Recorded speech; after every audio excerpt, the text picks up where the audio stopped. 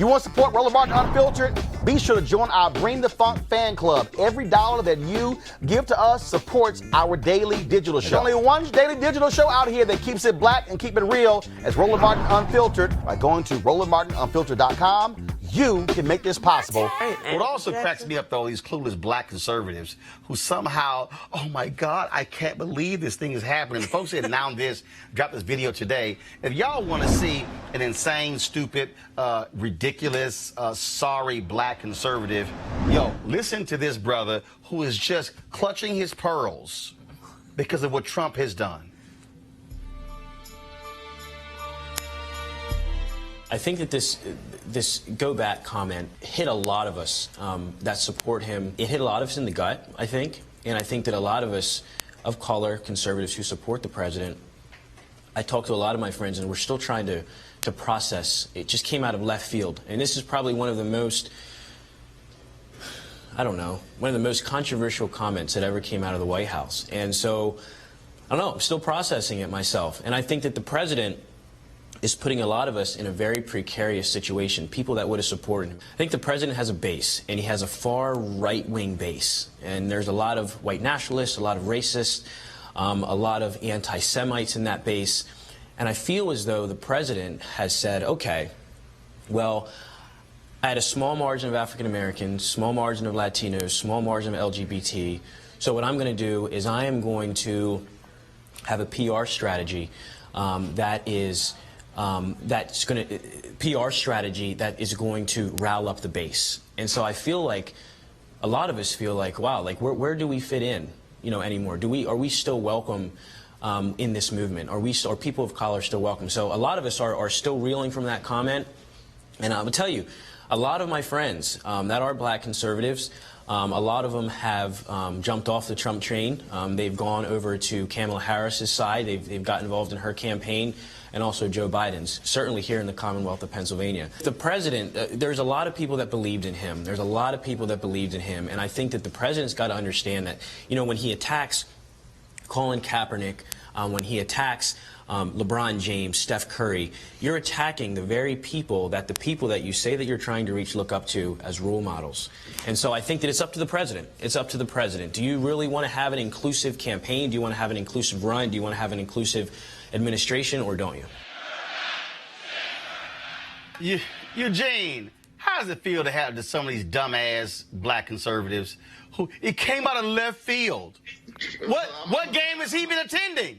I'm going to preface this next segment with this statement. Kevin Martin is a fucking clown. And the fact that CNN found him and used him as a model is ridiculous within itself. I believe that larger segment was something that Van Jones had hosted. The thing is this, you're going to see people like Kevin Martin pop their head up. What he said earlier in that segment is that Trump's statements weren't enough for him to walk away from Trump. He's a clout-chasing clown. He's one of those guys that, feel as though he needs to go Facebook Live while driving and, talk politics while he's sitting in traffic. And is not indicative of anybody serious. He's been somewhat confined to Pennsylvania, and I don't know anyone in Pennsylvania that actually works with him. Or Ohio, because my understanding is that he was an Ohio native before he popped up in this CNN clip. But he is indicative of other folk out there. He's of the Diamond and Silk Hill, of the Lynn Patton Hill, and some other folk that, will just give Trump a pass for whatever and just let whatever rock. But he's a clown and should not be taken seriously at all. All right, Doc. Well, I was going to say, being a black conservative has nothing to do with being a Trump supporter. And I think we're conflating being a conservative with being a Republican and being a Trump supporter. No, I'm putting them all together. Well, no, I think I'm putting them all together because a lot of them are supporting Trump. No, and I'm saying, if you are a Trump supporter, you're not necessarily a black conservative. You're a fool. And I think Eugene said it right the first time. I will say this, though. If it wasn't enough in 2016 for him to talk about grabbing women by their vaginas, if it wasn't enough to talk about all of the racist housing policies he pursued in New York, if it wasn't enough for all of the other things that Republicans claim they care about, for him to say, you know what, maybe this isn't my guy, then I don't know why this moment is the defining moment. This is nonsense. This is a person who is more committed to being a Republican than he is to actually being a person of conscience. And that person actually has no place in anybody's party, because I don't don't see how you move from a Donald Trump supporter to be a Kamala Harris supporter. I don't believe those people exist. Joe, look, Eugene called him a fraud. I've been calling all of them frauds. I went to the White House when they had their little red hat party with Candace Owens and her little imps. And it was a joke sitting there watching them. What you have is you have a bunch of people, and Eugene, you met some of these folks. What they do, Joy, they simply are there for the entertainment. They get to hop to the front of the line. Yeah. They're getting a level of attention they could not get anywhere else.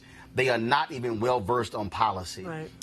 And frankly, they're idiots. Right. At some point, you have to stop passing.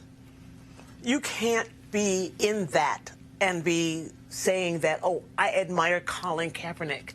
At some point, you're trying to, like you're saying, social climb in a community that doesn't really welcome you, because you're not welcome wherever else you were supposed to be, because you know nothing. But at the moment Donald Trump took out a full-page ad in the New York Times to rail against innocent young men, and it's not apologized in the last 17 years or more, no more than that, almost over 20, that was enough for me. That was enough for me. Yeah, but again, there's like, I'm still processing this. Right. Well, processing what? What the hell's that a process? It's real simple. It's real simple what he's saying. As Eugene and said. everything he says. But this is what Eugene was talking about earlier. When you talk about punching a black man in the face at your rally and saying, it's okay, I'll pay your legal fees. Right? That wasn't enough for you. This man doesn't respect you. He looks at you. He pities you because you're so foolish that you don't even understand your own interests. They're frauds. And that's why. That's why Eugene, that's why Candace Owens will not bring her trifling behind here to debate.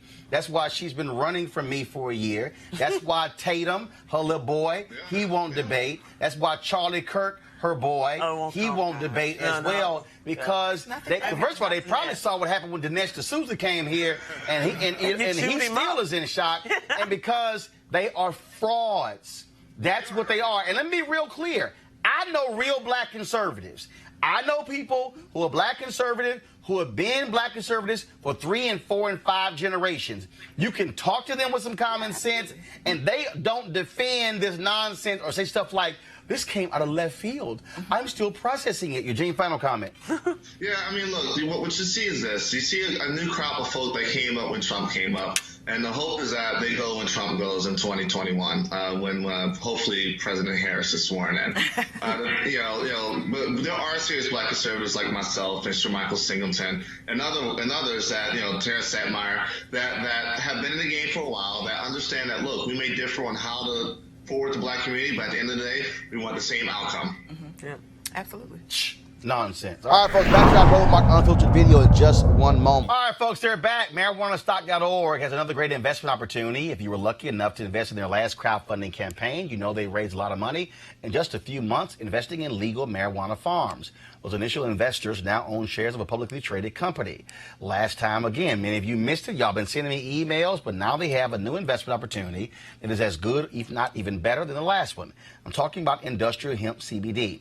For those who don't know, the hemp plant is the cousin to marijuana with a much higher concentration of CBD, which means hemp CBD gives you all the medical benefits of marijuana without getting you high.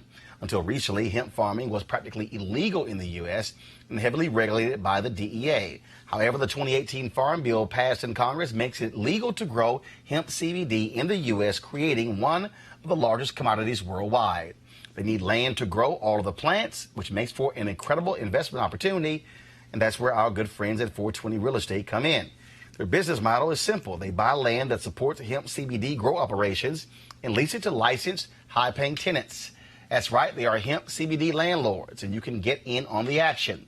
You can invest in this crowdfunding campaign for as little as $200 up to $10,000. Like I said, you don't want to miss out this time, so don't be sending me emails if you do. To invest, go to marijuanastock.org. That's marijuanastock.org. Get in the game and do it now. Now back to your Roland Martin Unfiltered video.